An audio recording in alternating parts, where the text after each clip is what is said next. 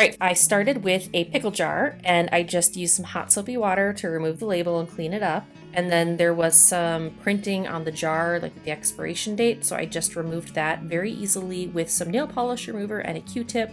And then I taped off a section at the bottom of the jar using painter's tape. It's kind of tricky to get the tape completely level all the way around the pickle jar, but I gave it a couple tries and I got it to work. So just secure that painter's tape all the way around the jar.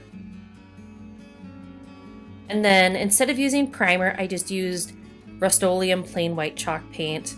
I just keep a quart of this in my craft desk and I use it for a million different things. It's the perfect white paint for base coats, for priming, and for craft projects. So I just did one coat of the white paint and then I followed up with a coat of dark green paint. And so I chose dark green to complement my window clings. This is Folk Art matte paint, I believe in the color olive green, but I ended up having to do 2 coats for complete coverage. And while that second coat was still kind of tacky, like it was dry to the touch, but it wasn't completely dry, I peeled off the painter's tape. And that's kind of my trick or my key for getting smooth paint lines. If you let the paint dry completely, you're not going to get as clean of a line as if you remove the tape when the paint is still just a little bit tacky. And then it was time to add my window clings. So I had these are kind of like modern little fall rainbow designs, and they were too tall for my jar because the text wouldn't be able to show up on the green paint. So I cut off the text and I just used the rainbow section. And then I also chose not to Mod Podge the entire jar. I just applied Mod Podge to the back of each individual window cling before I set them in place on the jar. And then I added 3 clings to my jar in total, and then let them Mod Podge dry.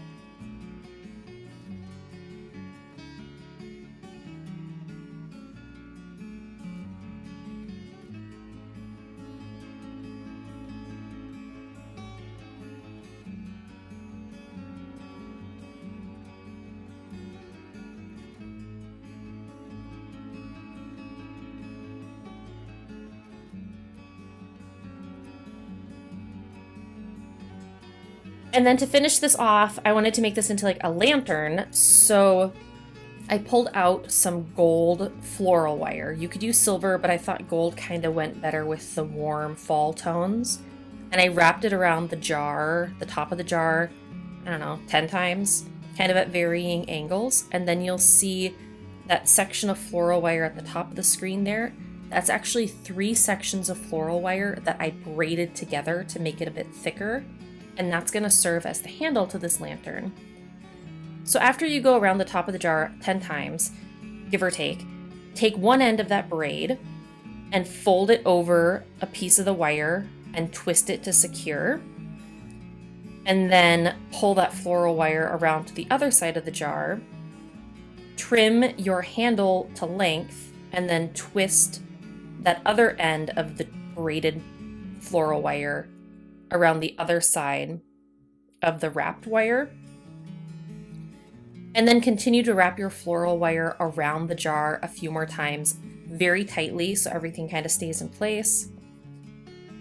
And then find the point of the floral wire where you started wrapping around the jar and take your 2 ends and give them a few twists to secure everything in place. And here I have a little modern upcycled fall lantern.